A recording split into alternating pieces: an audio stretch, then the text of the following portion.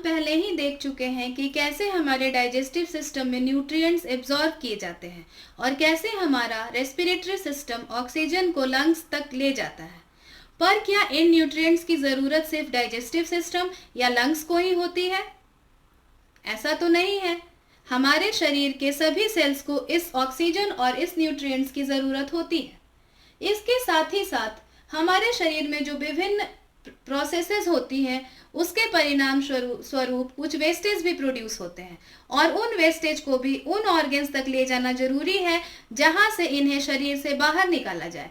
और इसके लिए एक सिस्टम की ज़रूरत होती है जिसे हम बोलते हैं सर्कुलेटरी सिस्टम।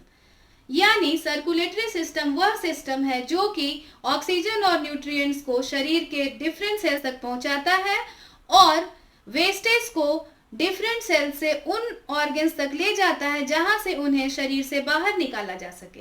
इस सर्कुलेटरी सिस्टम में मुख्यतः 3 भाग होते हैं, ब्लड वेसल्स और हार्ट। तो आज की क्लास में हम ब्लड या रक्त के बारे में पढ़ेंगे।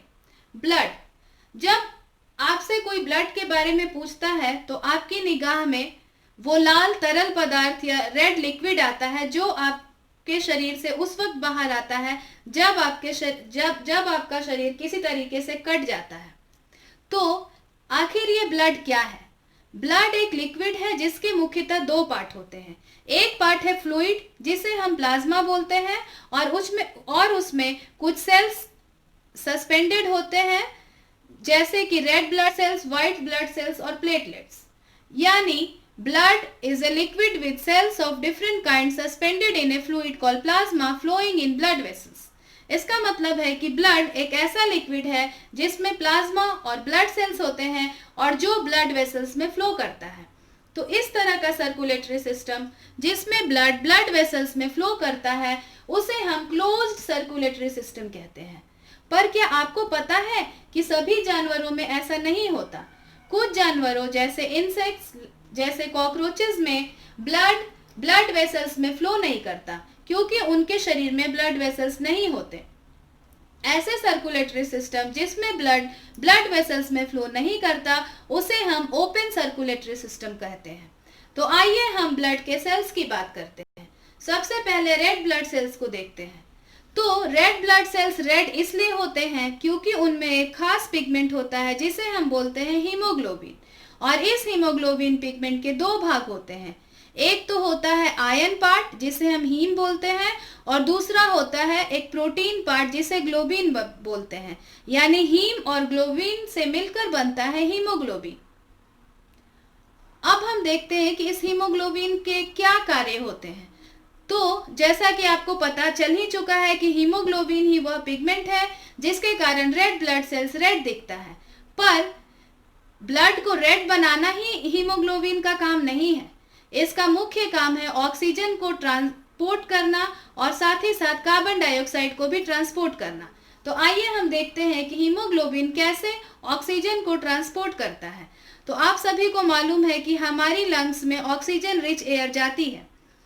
वहां पर जब ब्लड की सहायता से हीमोग्लोबिन जाता है तो वह हीमोग्लोबिन ऑक्सीजन के साथ कंबाइन करके ऑक्सी हीमोग्लोबिन का निर्माण करता है। यह ऑक्सी हीमोग्लोबिन ब्लड में ट्रैवल करते हुए टिश्यूज या सेल्स तक पहुंचता है।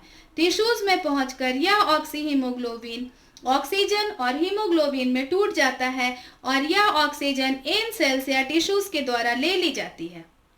दूसरी तरफ यह हीमोग्लोबिन कार्बन डाइऑक्साइड को भी कार्बोक्सी हीमोग्लोबिन के रूप में कैरी करता है और उसे लंग्स तक पहुंचाता है जहां पहुंचकर कार्बोक्सी हीमोग्लोबिन और कार्बन डाइऑक्साइड में टूट जाता है। पर कार्बन डाइऑक्साइड मुख्यतः प्लाज्मा के द्वारा कैरी किया जाता है। तो यह हुई रेड ब्लड सेल्स की बात। अब दूसरे वो सेल्स हैं जिन्हें हम व्हाइट ब्लड सेल्स कहते हैं। व्हाइट ब्लड सेल्स में हीमोग्लोबिन नहीं होता, इस कारण वो रेड नहीं होते और उनका मुख्य काम होता है कि वह शरीर में आने वाले जर्म जैसे कि बैक्टीरिया और वायरसेस को डिस्ट्रॉय करते हैं और हमें इन्फेक्शन से बचाते हैं।